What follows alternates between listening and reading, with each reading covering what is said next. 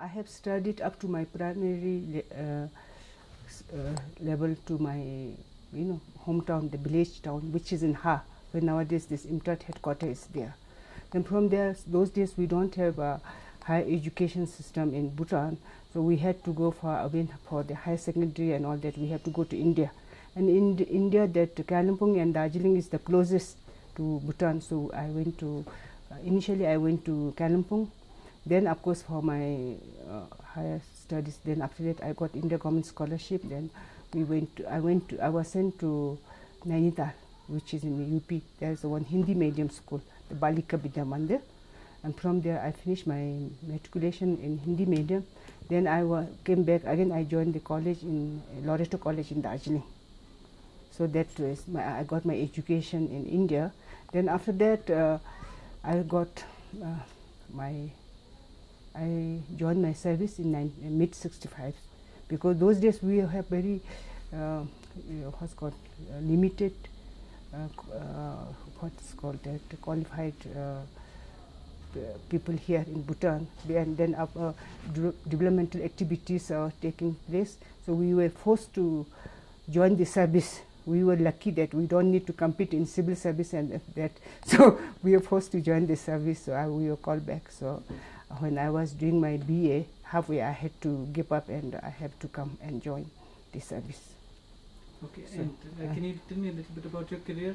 Yes, career, of course. When I joined, then I worked as a secretary to that time we have this chief secretary. We don't have those days ministers and all that. That was in mid 60s. I joined in 65. So I worked first as a PA to what's called our chief secretary. Then also I have to do this typing and letter writing for His Majesty's Royal Secretariat also. Everything is combined. Then after that I have been appointed as the assistant to the District Magistrate in Thimpu. Then from there I worked sometime in the Foreign Ministry in the Protocol Division. Then I worked as this member of the Royal Advisory Council in the council, Royal Advisory Council as a counsellor. And that time I was the member of the cabinet as well as I was the member of the National Assembly. Then later on, in beginning of the 80s, then this women's organization was formed as per the resolution passed by our National Assembly. So then I have been giving the responsibility to form this association. And then our association, this National Women's Association, was formed in 1981. So since then I am here. And then initially about till 1985 I worked as a volunteer. That means I was in the Royal Advisory, plus I was working for the Women's Association as a volunteer basis. Then from 1985 to onwards, then it became a semi-government organization, because I have been transferred here as a full-time secretary. So secretary to the women's organization. Then my staffs, we always civil servants. Then from 1992 onwards, then again government felt that women's organization should remain as an NGO. So then our status has been reverted again, changed to NGO status. So then when that time we have been giving choice whether we would like to go back for the civil service or would like to remain here. So I thought I'll remain here. So I choose this. So I am here too. Okay. So what is the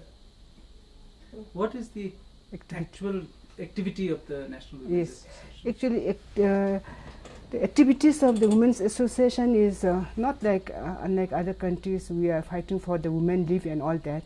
As you must have heard or you must have known that the status of women in Bhutan is fairly good, and we don't have any discriminations against women in the field of education, health, property, inheritance, and also in the society also we don't have any sort of discrimination as such. We have equal rights. But when the Women's Association was formed, that we thought we would concentrate ourselves, our activities mostly geared to the rural areas. That is to uplift the socio-economic status of women in the rural areas. That is mostly concentrating on the improving the quality of life in the rural area. That means both women and children, and for their basic health and hygiene, mother care, child care. That was because initially because in Bhutan our education system, modern education started very late. It was started say by 50s or so, and most of our women are not that exposed to the modern facilities, even the hospitals and BHU and all that.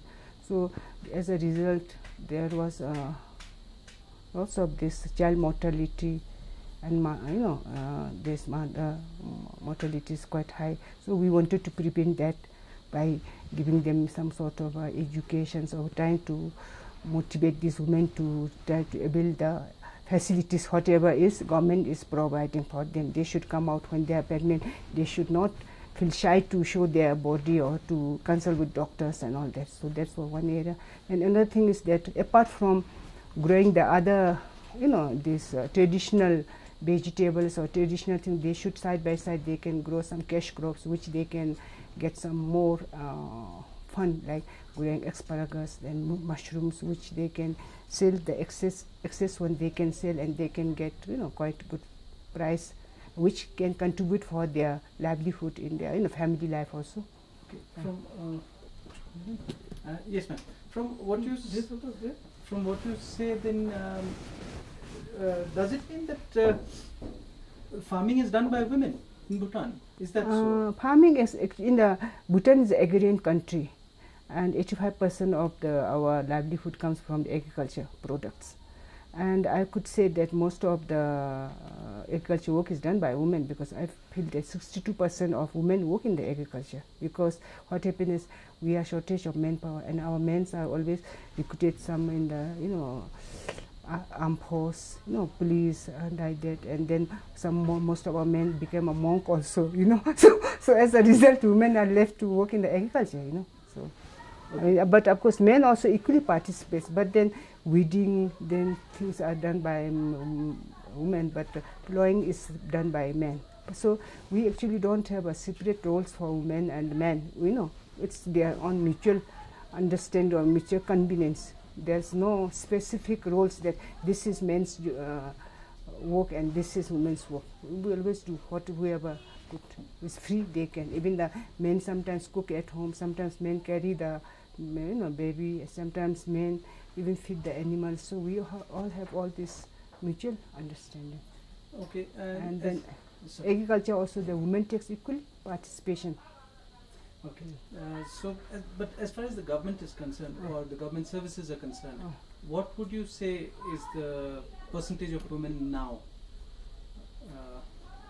Well, now the percentage of women in the civil service is, of course, compared to men, we are less. And that's so, if you really go back to the histories, like as I told you that modernization started in Bhutan by 50s, late 50s or 50s.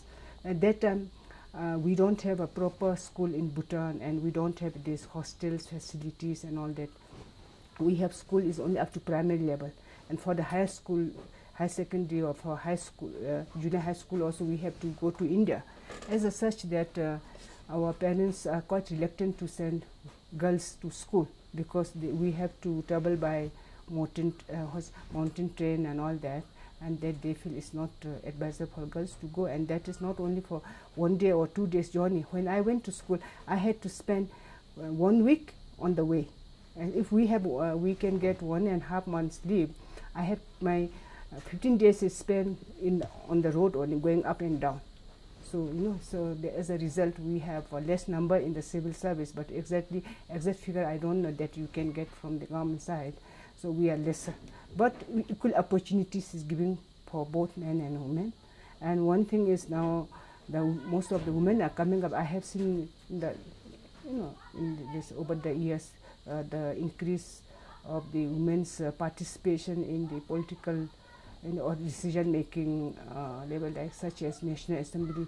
Initially, we don't have much, and we have only 1 or 2 like that. And then Now, since this year, I believe there were about 9 women in the National Assembly, and we don't have this like unlike other countries, we don't have this quota system or reservation for women. Women has to compete since we have equal status, so we have to compete. I mean, it depends on one's own capability or on performance, I should say. Okay. Now in the one minute, and nevertheless, there are women are coming up. We do have women heading most of the schools are headed by women. Then we do have women doctors, women engineers, and we have women holding high positions in the in the ministries, like directors, secretaries, and also we do have women in the High Court as a judge also. So now it's coming up. So in the this was in the government. So in the traditional Bhutanese home, like you said, men and women, they share the work equally. But practically speaking, how much of the decision making is? Yes, in the no, sorry, that's first part of the question, and decision making, and the second is as far as inheritance goes. What is the role of women? Well, this is very unusual in our Bhutan society. In the Bhutanese family, the women are the one who generally most of the decisions are made by the women actually. Because women are like a family bank also. Finance is kept with the women also. And as far as the property inheritance is concerned, Bhutan is more or less like a matriarchal society, and the daughters inherit the property. And in our society, that once we get married, and it is not that uncommon that bridegroom moves to the bride's house. So no, but in Bhutan, polygamy is also can be practiced. There is no legal law against it. There's no law against it. So doesn't that affect the status of women? No, it doesn't affect the status of women.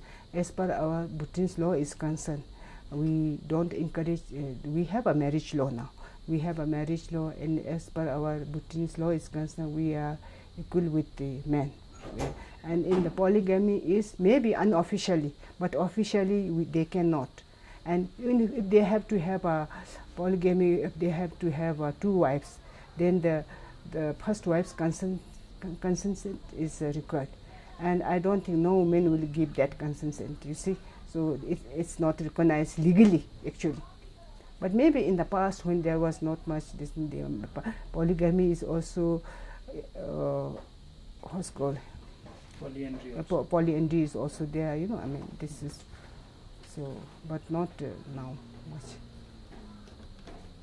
And moreover, now this our marriage law has been amended about few last assembly or the year before last assembly, that whoever remarries, or then the husband has to pay from his salary or from his income 40%, and it's quite a lot, and there's some 20 to 40%. So it depends on their situation.